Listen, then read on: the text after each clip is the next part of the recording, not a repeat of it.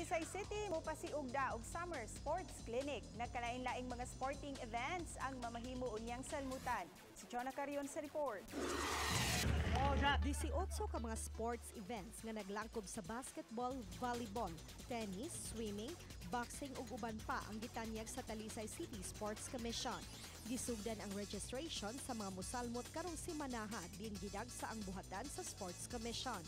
Libre ang registration ug ang dakbayan mao'y mohatag sa venue, trainers ug medals ug trophies sa mga mananaog. Dili lamang taga Talisay ang makapahimos niini kundi apil ang mga silingan ng lungsod ug dakbayan.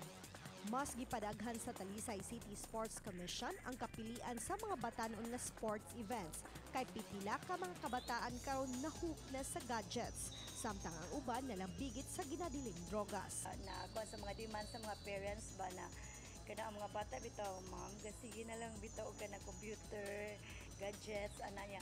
Murag ka nang na-feel dyan na mo nga kanang ang need dyan sa, actually need sa parents para sa ilang mga anak nga, ilang mga anak mo go good sa mga kanang sports activities ba.